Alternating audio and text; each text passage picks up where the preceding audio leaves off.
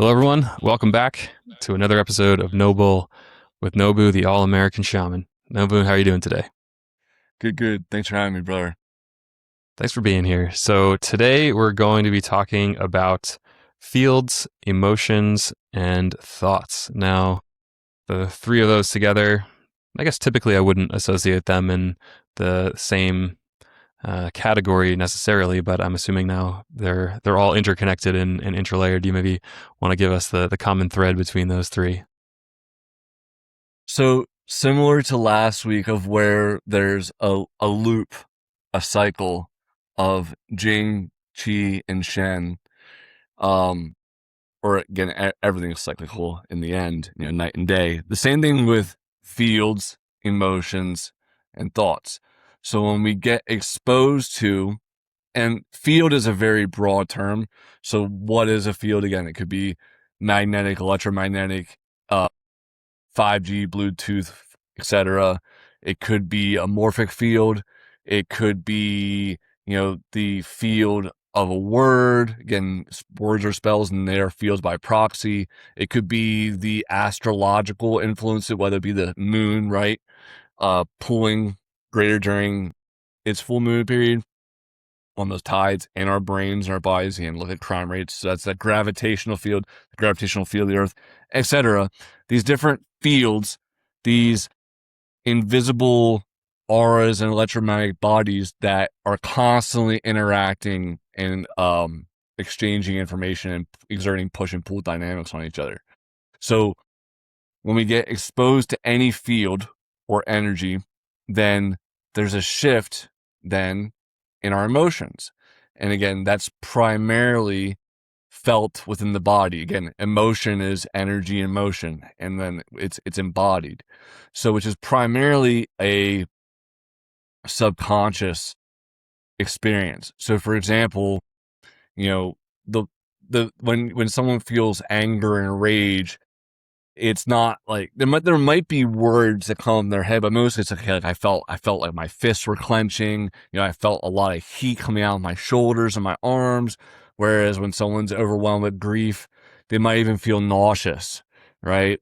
Feeling the solar plexus, like there's a loss of energy. Because again, if you watch someone die, you love, like, there's also like that very tangible loss of energetic connection there too now. So like, it could be nauseous experience. So it relates back to the chakras as well. But, or even something as simple and primordial as, again, like, we have like the pendulum of, all right, like this ball gets hit by this ball, that field, that event now causes a change in it in terms of its physicality and its movement and its direction. Is there anything you want to like dive into before I go further? Can we break down like the emotion is energy in motion? So it's like, okay, there's this energy that surrounds us, there's energy within our body, and then like the motion of that is what causes a shift in our own state of feeling. So it's like our sensory, almost like I mean, I guess sensory perception is maybe not necessarily directly tied to emotion, but like, is it more like an internal state sensory perception that's sensing that motion and that energy movement that then we attribute or like give names like anger, grief, happy, sad? It's external and internal. It's happening at the auric layer, and it's also happening internally within your own physiologically. So we can look at like the aura is going to change colors, depending upon the emotional state, and then also internally, like, dopamine, serotonin, oxytocin, all these other different chemicals, endorphins within the body also are having an effect cellularly. So, but again, it's an embodied um it's embodied. That's also why I keep using the word body, is because it's embodied within, it's been integrated and absorbed into your aura / your physical structure after you've interacted with some field.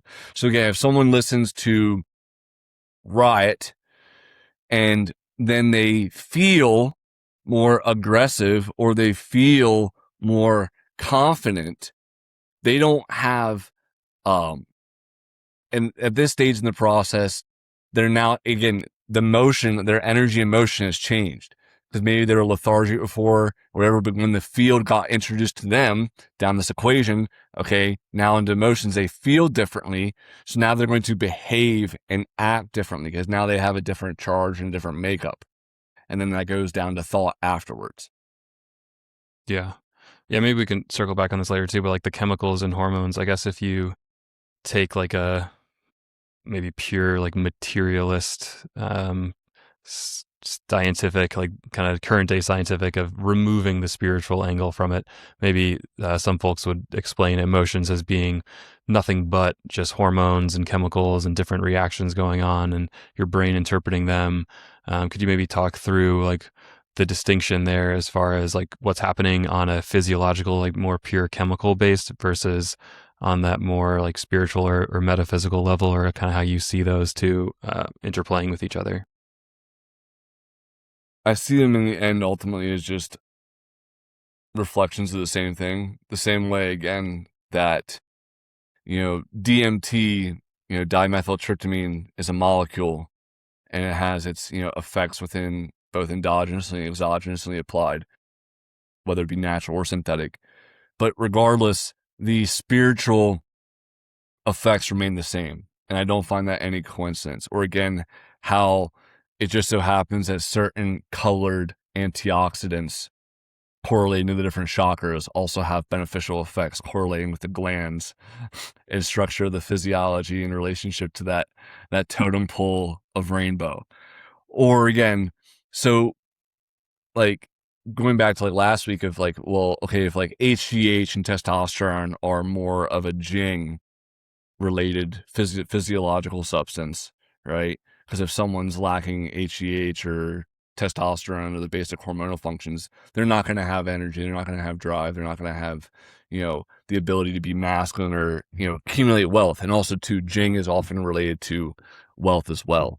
This is also why, again, spilling one's seed is also spilling one's own purse and pocket, but both energetically and financially. But going up higher, like if we look at like Shen, like the neurotransmitters, right? The sense of aliveness, right? Spirit. Going back to Shen, you can see in their eyes. The same way that, someone who is depressed and like not all there, like their eyes might be dark and hollow and there's not like vitality there. The same way, again, you could probably take that person's neurotransmitters, and I'm willing to bet they're probably deficient in the serotonin and the dopamine, the oxytocin, and then all the precursors and probably the nutrition too before. Again, I was talking to a client last night about this. It's like, you can use fields to cause shifts, but again, I'm not there yet. Again, like I'm not pranic yet. I'm not able to just distill all the energies and micronutrients of Irish sea moss through my field. Like I can get some of the way there through fields, but I can't get the whole way there yet. I still need to eat as it stands now. I still need to consume. And so if people are also malnourished, they're not even going to have those neurotransmitters. Again, if people are malnourished physically, they're not even going to have the spiritual essences of the Jing or whatnot because they're not at that point yet of distilling it otherwise. Does that sufficiently edify? Yeah, yeah. So it's like the physiological is there as like the hardware basically, and then like the carrying capacity for the fields and the emotions and the thoughts. And it's like these chemical reactions are happening as a reflection of like the energetic forces going on outside of us and different reactions to like particular hormones, like you're saying. If some of them are produced in a gland that is in like your pineal gland, or like is your third eye or whatnot. It's like that chakra will have um, will be like activated and release that hormone specific to that field or that emotion that is tied to more sensory perception for the higher level energy frequencies and things like that. So it's kind of like a corresponding corresponding physical to non-physical dance, so to speak. As above, so below, as per the Kabbalion or Hermeticism or mentalism. Yeah. Hmm. So, like, astrologically speaking, as well, for example, and this ties into the fields, like someone who has, uh, shout out to Albert. I made a field for Gemini energies, in a astrological adjustment field a couple months ago, and then he texted me like 2 days later, and I asked him how the field was, and he told me that he was swinging his arms more when he was walking. He was more loose in his arms. And then I asked him, I said, I'm like, do you remember, what sign Gemini's associate, like what part of the body Gemini's associated with? He said, no, I forgot, brother. And I was like, it's the arms.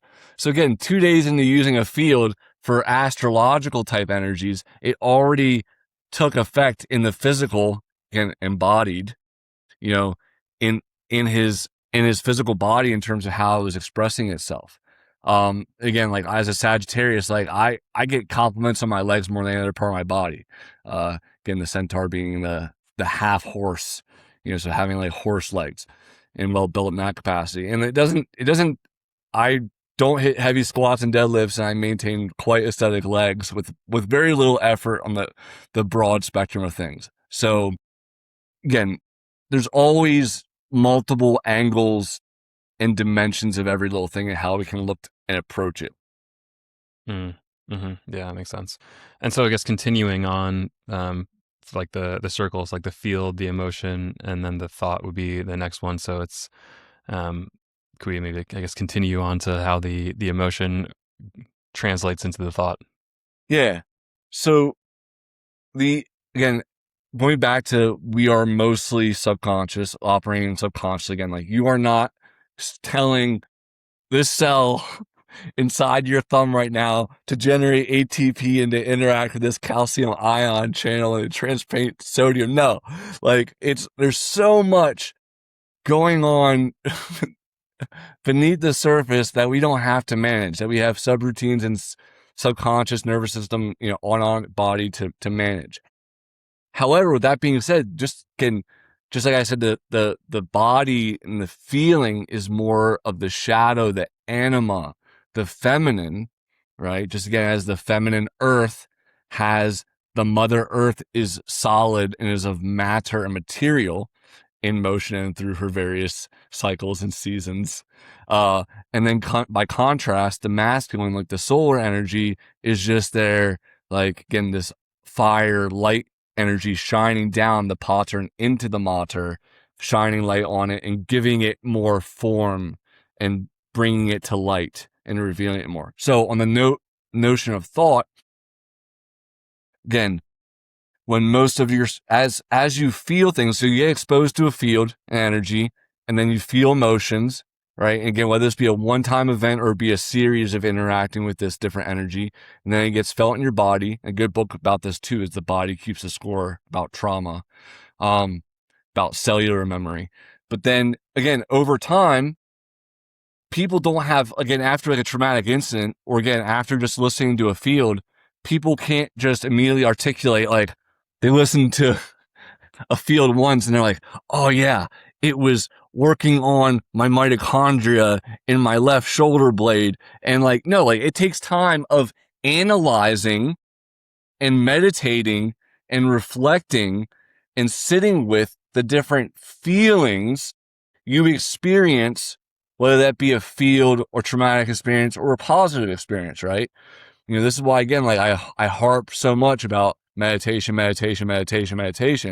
is because that way people learn to discern, again, what's not them and what's them, but then also see how these different energies they're consuming in various capacities are affecting their emotions and thusly also their consciousness at the very top here of the spectrum, their thoughts, right? Mm. So again, like let's say, go back to the riot example. So we listen to the riot field, we become more confident, more aggressive. And then as we sit with that more, we also start to become aware of like different thoughts, like, oh, like I just had this thought, which again has like words and ideas and concepts surrounding it. I just had this thought that I could turn two karambits into one. If I put the thumb ring through my pinky and through my index finger in my hand, I have now, it looks like a scorpion, like stinger device. Like, oh my God. And that's like listening to that, or again, having the leopard's claw on the back of my necklace. And all of a sudden now biting down and carrying something like leopard, like watching in real time as your conscious and your thought patterns shift as the emotions and all the subconscious things are distilled and analyzed. Again, like with the Mm. leopard example, I wasn't thinking to myself, again, it was first an emotional, intuitive, primal thing. And then I was able to logically, because I'm getting observe the observer, like watch what you're doing, pay attention, and then able to see in real time, like, oh shit, like, and it's because of this. So it was leopard claw, bite down and carry it, and then the realization of like, okay, like this is where this stems from, right? Mm. That's the awareness cycle of, again, like, of the intake and output. Yeah, a couple things. Maybe could we do a quick aside because I know we've talked about meditation on many episodes now as being like a very effective tool for being aware of your internal state and your external. Are there particular ways of meditating that you view as being most effective? Is it kind of case by case for some people? As I know, there's like a seated practice or like staring at a flame or like going for a walk or like conscious breathing. Like, what are some maybe more universal approaches that people can take to meditation? The most basic, universal approach that I would, again, and I don't like to give blanket, statements, but if I have to, I would say it's to be in silence, stillness, and darkness, right? Sensory deprivation, again, unless you're seeking to interact, whether it be a field or hold a stone in your hand or something like that. But again, generally speaking, it's like just to go within, right? To not to deprive oneself of the external and to go within and see what arises. And again, that's not just in your mental space as well when you're meditating. You also might notice that, again, like things shift in your body, or you feel like energy pop, or something, like, again, like you feel like tingles or your nadis. Again, depending on what the meditation practice is, there's breath work, whatnot, could amplify these things. But again, removing the external noise so that can kind of the same way in an anechoic chamber, you can hear your blood rushing through your ears because Hmm. there's so little actual sound present that now what normally gets tuned out Mm. right now is at the conscious level of the surface. Same principle here as sensory deprivation. It's like, okay, we're going to remove all the other chatter and static, go within, and let's see what comes up. And again, this also, and I would say, generally speaking, it takes to truly, for, to truly like quiet the mind, generally speaking, it takes about 45 minutes to actually get into like a really deep meditation. And again, these are also correlated with different brainwave states, different fields or frequencies, um, which again have been shown to also change, the ion charge or like the different channels and the rate of synapses in the brain. So again, you can use also tuning forks to shift your frequency into a theta brainwave frequency or into a gamma. You can use binaural beats as well to do such things. But I digress. Um, did I hit on everything there? Yeah, yeah. Just maybe also make a little call out on that chamber you mentioned. I think I saw like a post about it somewhere where they created a completely soundproof chamber. I guess it's like kind of difficult to do to really remove all sound, but like you're saying, like you go in there and then the only thing you can hear is your own body. And I guess most people can't last more than like a minute, like actually hearing all the noises coming from their own body because like I guess it freaked them out. So I would love to try that out one time. I don't know how long I would last, but just thought that was like a very interesting experiment. It's like, oh, if something really was completely soundproofed and you could only, or the only sounds you are hearing are the ones from your internal workings, like what would that sound like? Must be kind of wild. That just keep. I'm gonna probably sidetrack us a little bit. It'll be fun.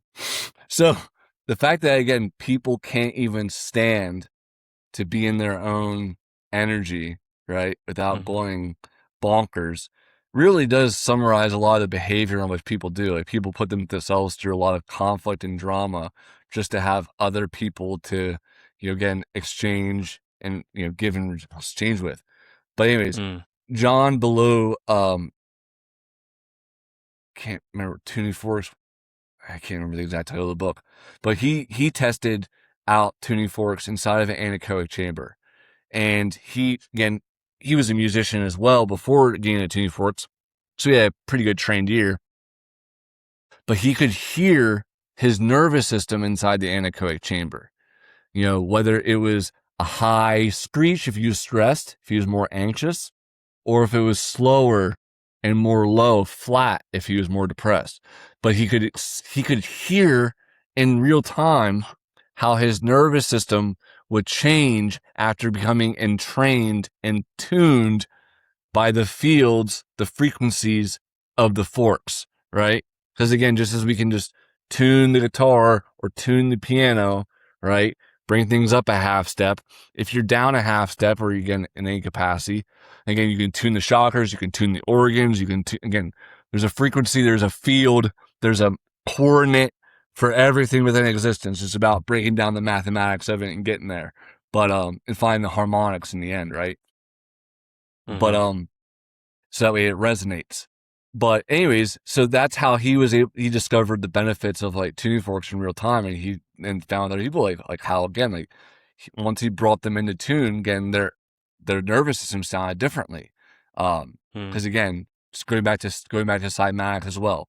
And again, morphic fields, morphology, Greek shape, morphic fields are fields that change the structure of things. So again, when you get influenced by the sound and the cymatic principle at play as well, along with the morphic field properties of shapeshifting, again, it causes a shift in your physicality as well and your morphology, which then will have downstream effects on your mentality as well, because form follows function.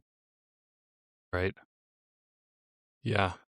Yeah, it got me thinking about just like sound bath experiences, and like even before I was kind of like aware more of things like resonance and different brainwave states and things like that. I went to a sound bath, and it was just so relaxing and amazing. Like I felt like I was on cloud nine for like days afterward. And I think it's just like a great, like very tangible, real world experience that anyone can have, and anyone could come in with whatever mindset they may about different ways that energies and vibrations might affect your consciousness or subconsciousness or whatnot. But like I think 99% of the people that go in and experience either it's like tuning forks or like the crystal singing bowls or Tibetan bowls or whatnot, they're going to have a very real felt difference of state entering that experience and exiting. So looking forward to in the future putting some events together, and yeah, keep an ear out, folks, for Nobu and JT's Shamanic Sound Ceremony World Tour. Where that's definitely an idea that we're cooking up and trying to do some in-person events. So stay tuned for that and post a comment if you're interested in it. And then maybe that can kind of bring us into that, like you mentioned, the cyclical nature of like the fields and emotions and thoughts, and um, so you can kind of like consciously, because I know you were saying like in your environment, there's various different fields that you get exposed to, and thus you will have a kind of like at the whim of your situation or your environment at the time. But then it also can work the other way around as well, right? Like where you're actively creating, perhaps through your thoughts, through your emotions, then to create the field. Could you maybe talk about like the cycle going in the reverse direction? So, well, I don't know if I'll say the reverse direction, but we can make that work. So, well, let's go back to the example of like food or with like the rye example. So, I listen to rye, I use the rye field. I feel changes in my physiology and in my emotions. And then I start also having new tactical awarenesses, new thought loops, and I'm also becoming aware that I'm checking my six more. I'm becoming aware that I'm much more aware of my surroundings in general, not putting myself in tactically deficient positions or scenarios. And then, okay, now when I listen to the field again, so I go back to the field again, and this happens again. This is happening with every single exposure to any single field. This loop is occurring very, very rapidly, constantly, but let's just make it on a longer macro scale.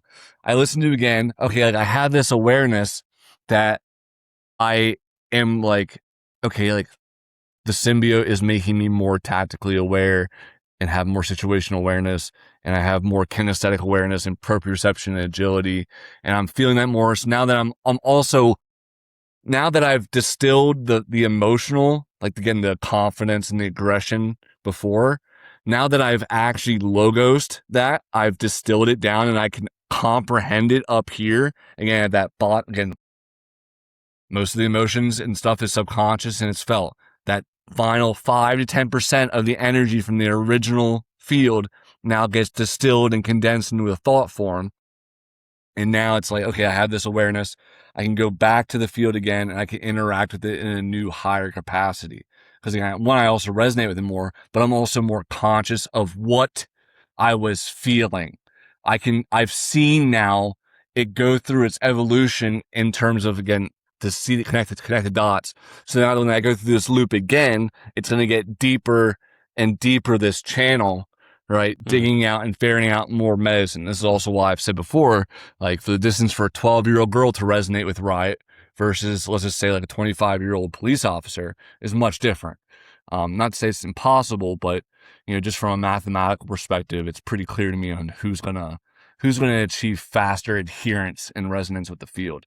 Could be wrong though. I'm open to being wrong. If there's some super X-Men who want to be in the making, hit us up. Start a daycare playing fields 24/7. Hopefully there's some intentional choice and yeah, maybe direction going on with us. Like, which fields were they playing today? It's like, oh, got a super aggressive kid coming home from daycare. So that makes sense as far as like consciously aware and like working with the field to then kind of like amplify or accentuate or just kind of like build from there. But I guess I was thinking like on the opposite direction. If you start from like if you can start with nothing or like go into that chamber again where like there's not very many external factors happening, can you like set an intention to say, hey, I want to have this thought, create this emotion, create this field, to then like live or like have this felt experience, but you're like starting with the frontal lobe, like conscious, like that 5% of your thinking brain, and then send it downstream and like send it out into your environment? That's how I create fields. Or did I just give up the secret sauce? I mean, again, like someone comes to me and says, "Hey, Nobu, like I want like this series. I want if they give me like I want this end result. Like this is what I want to achieve. Right now, I have to figure out like what is feeling this what is feeling like this this field, this end state, right, of maximum resonance and harmony look like. Okay, what are the components of this, right? And like what are the catalysts and things that can get us to move in that direction most effectively? What summarizes in what coordinates are going to be most optimal in changing things from a various way. However, again, from a very like on the day, and this is also why it's again meditation is important, because this goes into the spiritual warfare component of things. So just as you can create the thought and the intention of like, oh, I want to experience, whether it be like, I want to experience absolute bliss right now. And I want my body and cells to be resonating at, 528 hertz and resonating with the Schumann resonance and grounding the earth. Or if like, I want to freaking be enraged and aggressive and all this, right? You're making again, so the word became again, you're spelling, you're speaking, you're mental, creating that, and then you can feel emotions from that, and then that can also change your energy. Again, this is the power of spell casting. This is the power of music in terms of lyrics, in terms of taking this again like subliminals, right? Subliminals are operating from this very like mentalist component of using the brain housing group as the leverage point in which to facilitate changes in the physiology and reality. Whereas again, fields are working very broadly across all energy structures, but I digress. Yeah, does that check out? Does that track? Yeah, and I guess I'm kind of like alluding to the things we were talking about before we jumped on the call. So I was perhaps explaining or complaining, depending on your viewpoint to Nobu, before we started recording. It's like, hey, I've been kind of in this negative headspace. Like I'm on Instagram and the algorithm is feeding me all this like rage bait kind of stuff. And I mean, yeah, there are some pretty messed up things going on in the world right now. And like we talk about them a lot on this podcast too, of like, you know, wars and innocent lives being taken for greed and, you know, intentionally poisoning our food supply. And like there's an endless list of things that could kind of create these negative fields, negative emotions, negative thoughts. So I guess my line of questioning was like, okay, say I want to, you know, because basically my wife is like, stop being so negative all the time. It's like getting me down. And like, I get it. Like I have the awareness and like I took a step back in that moment being like, yeah, you're right. Like I've been kind of trapped in these negative thought loops and have been exposing myself to the environment of more like toxic types of fields and things like that. So it's like, okay, with the, maybe like we said on the spell casting episode, or like you're saying with subliminals, like what are some perhaps ways of putting yourself more into that good vibes only type of approach, like seeing the bright side of things, being more of an optimist? Do you have any recommendations or things with your life coaching as far as someone maybe flipping their script to seeing the the brighter side of life? Well, I'm gonna backtrack first to why meditation is so important again from this standpoint as well. So again, if you get exposed, if someone sends demons after you, or they send Eidorgors or servitors or any manner of black magic or weapons, what have you, or try to vamp you, all right, again, you got exposed to a field, you might feel bad, right?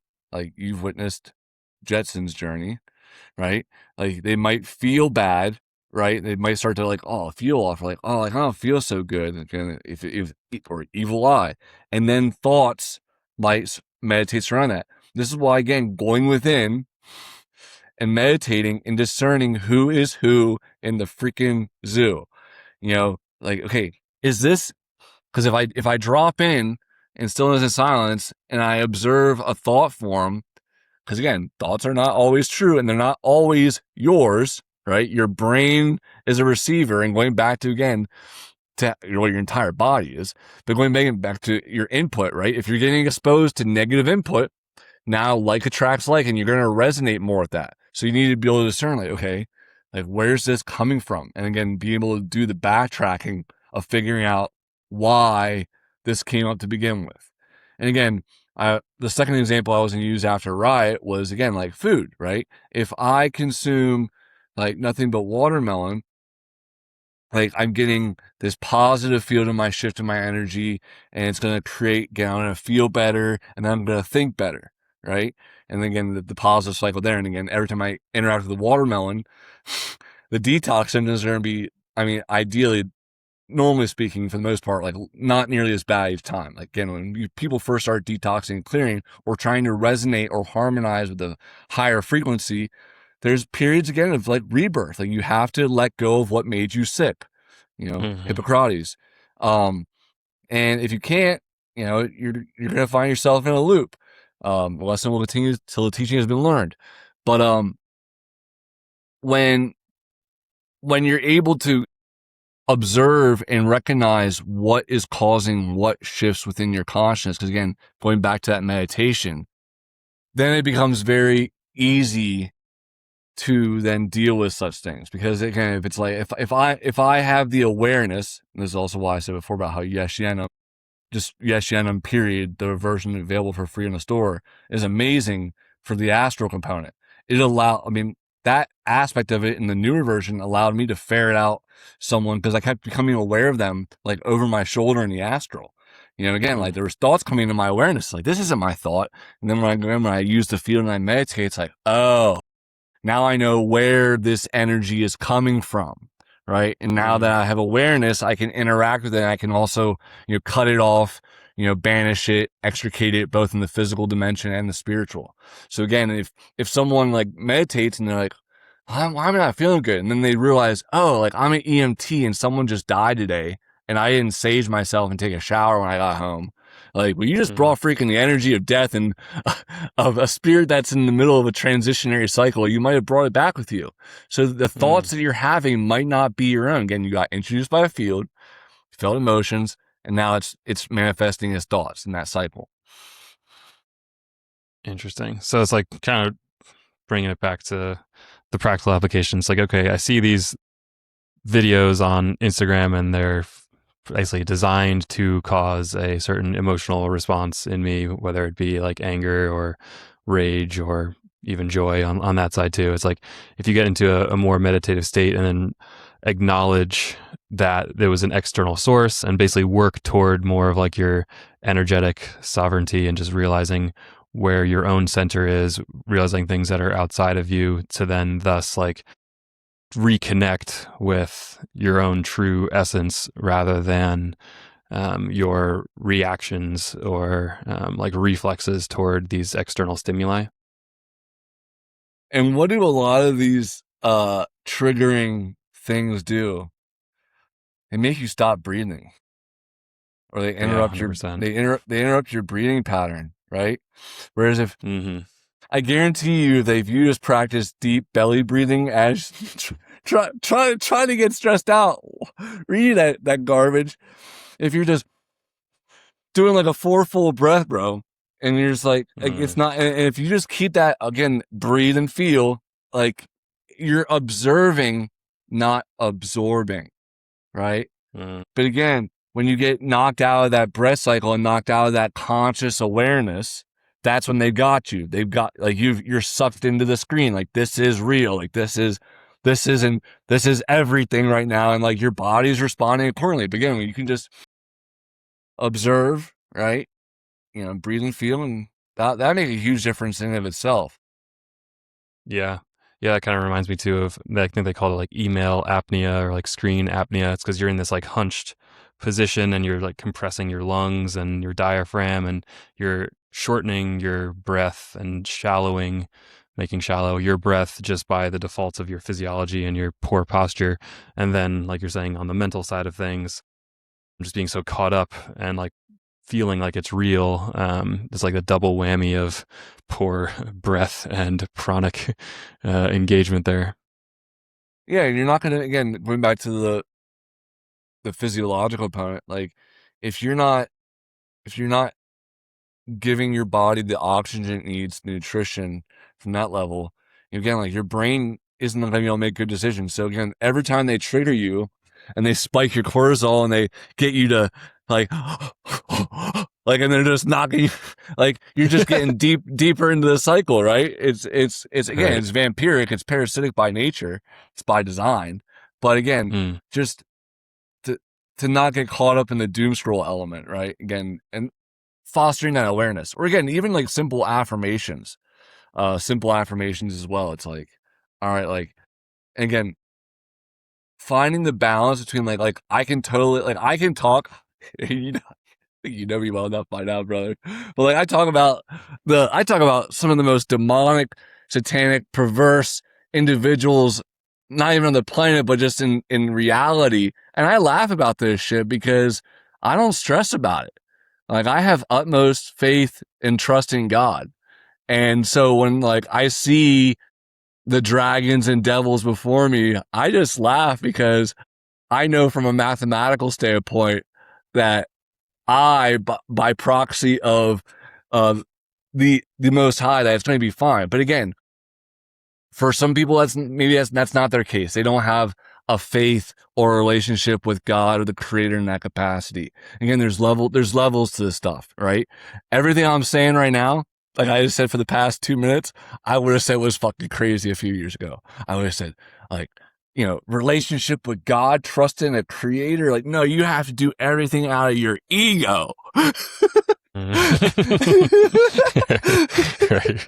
Like, and now I just like I was talking to my mama earlier about this. It's like we were talking about this too. Like you know there's on the as far as the long term plan. Like I have a very Jack Sparrow, laissez faire, nonchalant, this like hybrid energy of like Riddick be Riddick Scorpio energy of like just having a last minute response to everything, but at the same time, not having a damn plan. Like, I don't have like a 10-month benchmark for things. If like we need to have this sales at this point. Like, no, like give it to God. Like people stress themselves out trying to control things. But Right. I went off on a ramble there. No, I think the ramble was an appropriate answer, perhaps too, because I think that maybe my getting caught in these negative fields, negative emotions, negative thoughts is a reflection of my egoic desire to control the outcome or control the environment around me. And it's like, okay, I don't want to live in this world where people are getting murdered and wars are being started for money and our food is being poisoned. So it's like I get enraged and triggered because I want to change that. Like I want other people to change that. I want the world to change that. And while I think that is still the goal, but I also think that I get emotionally and maybe trapped in these negative thought loops because I think it's maybe like on me, or like I need to take some action, or like I'm falling behind in doing X, Y, or Z.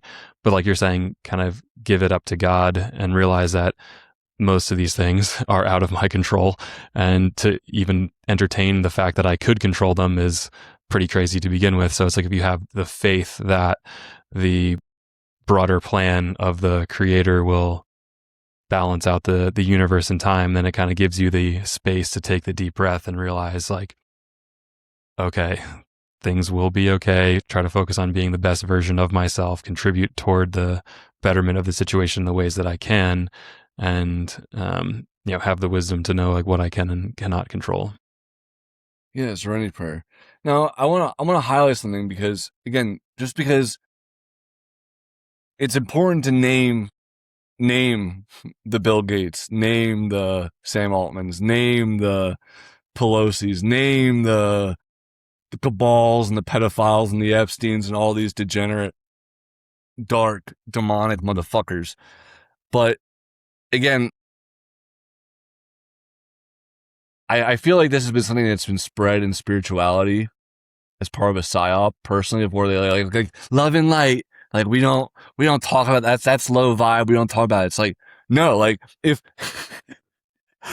my son came home and was smoking crack and recording pornography, I'm not going to just be like, oh, love and light, son. Like I'm not going to, I don't want to shine. Like, I don't want to make you feel bad. I don't want to lower myself to that fruit. Like, no, like I need to step into that pit that he's gotten himself into. Again, like we're talking about like, facing the darkness and confronting the demons and the dragons, right? Going into the lair, putting on your armor, being strapped, right? Doing what needs to be done. And then get back clean. Just like, again, like when you get dirt in a wound, you gotta scrub it out. And a lot of people are I think a lot of that love and light stuff is just people avoiding doing the actual real work and taking accountability for the receipt, that, again, taking accountability for their sins, and again, missing the mark. And a lot of people really don't like accountability. Hey, again. Yeah, and I think a lot of it, and I was maybe still am guilty of this on a lot of different levels as well, is like spirituality as escapism. So it's like, oh, I don't want to deal with all of these problems and challenges and obstacles and darkness and shit and muck and all that stuff that Earth presents me with. So I'm going to try to blast off into nirvana state as quickly as possible, so I just like can extricate myself from becoming a stronger and better person.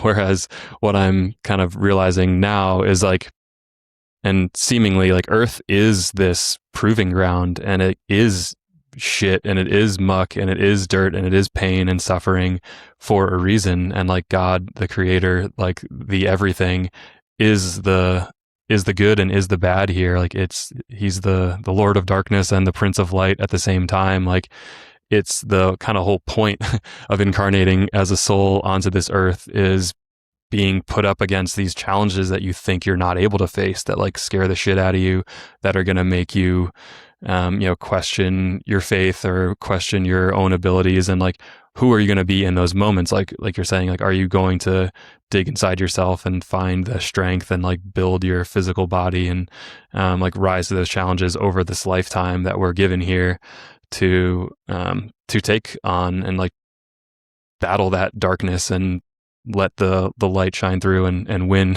in the end. But like it's a spiritual war, like you're saying, and to kind of escape it and say like, oh, that doesn't exist. Like let's just exist in this beautiful 5D love and light world outside of it. It's like, okay, maybe that works like on a different planet where there isn't like darkness that is here to be faced. But it seems like the kind of point of being on Earth is to battle those polarities.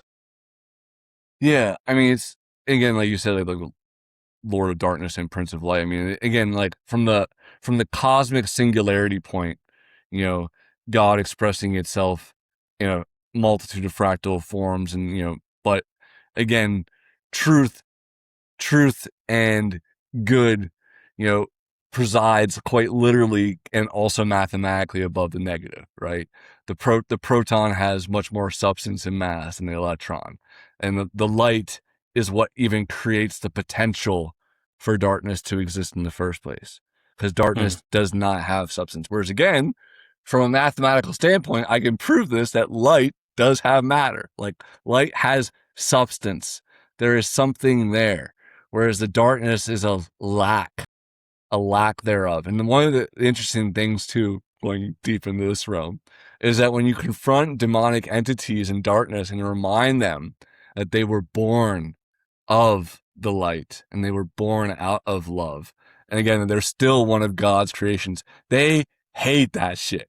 But it's like they hate that shit. But it's so true though. It's like listen, like even though like you're down here, not even the red on the rainbow. And no judgment, look at my room, it's red and black. But like, you're down like in the freaking Marianas Trench of frequency. But guess what? Like, even Leviathan and Satan still came of God, right? They still Hmm. came from the Most High. And again, we can have compassion for that. But again, just going back to the program analogy of like defragging a hard drive, like I think it's really important that, and we were talking about this before about benefactors and donators and developing a group and a team, but like over time that people unite and see again that we have given our power away to demonic and satanic organizations that profit again off the suffering of humanity. And again, I know Right. that's really, really intense and heavy, and I don't need to go into an Alex Jones red-faced tirade. He's already got that niche. We don't need to go there. But what he says is true, as far as like the levels of degeneracy and darkness that it goes, and those things need to be removed. Just again, as you would, we need to clean up the earth in terms of pollution and climate change. We need to clean up the earth in terms of what food is and what is being like sold as food and what is being sold as medicine. We need to clean up the earth in terms of our patterns of behavior and what is being celebrated, right? Again, like all the vices are being sold at a cost as truth, even though they're lies. Hmm. Okay, and then Hmm. again, and you see again, brother, just breaking my fourth wall here. I'm talking about the most vile, dark, depressing shit. But look at my face. What's my energy like? Why am I laughing? Because I know that victory is inevitable. Like I I know how this plays out. Hmm. And so it's like just enjoy the fucking show and enjoy the ride and enjoy the lessons along the way, because it's all gonna be fine. But anyways, and it's mathematical in the end. But anyways, um, yeah, so that's also what helps. Now I'm on all a tangent to say, but when we have trust and faith, the why makes irrelevant any what or how. Hmm. Can you break that down a little bit more? So purpose is everything. If your why is massive, right? For example, like my why is like I want to free the world and humanity of every demonic, satanic, negative, malefic energy or spirit, and wish to absorb them within myself / my black orb, one of our, because my mentality is like, hey, again, just like how exorcism right is the top of the story because it has cascading downstream spiritual effects. Like, okay, in theory, again, if my math's not math and people comment below, but like if because energy cannot be created or destroyed, but it's like if every thing can be removed and stored in one localized USB drive or one coordinate or one field, then everything else would become much more safe in paradise, right? Because again, now you have a recite, instead of having a desktop cluttered with different shortcuts and icons for things to go, everything that's darkness just goes as one black hole, and that's where it goes. And that becomes like the eternal wishing well for people's bullshit.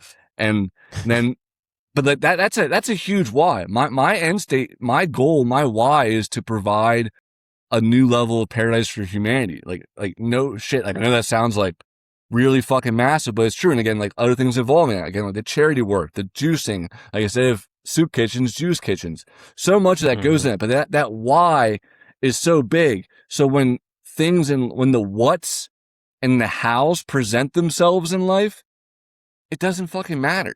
Like, okay, so I don't have money for food. Okay, it's fine. Like, I know this is happening for a reason. I can look back at so many times in my life where I see God's hand and play at things. It's like, okay, like, I may not understand why this happened right now. Or again, like, remember when the Homotherium fang chipped? It's like, oh, like, everyone else is like, whoa, oh no, this sucks. And I was like, it happened for a reason. And it did. And it made it better. So when we have a huge why and we have a purpose-driven life, that acts as the North Star by which, and again, it makes like a sharp point of a ship, right? To where you can break through the water and break through the ice. But when people lack purpose and then they default into hedonism and pleasure, right? That they don't even have a strong why. So then when they do, try to do things and they encounter resistance or interference, they don't slay dragons, they barely slay lizards, right? So, Right.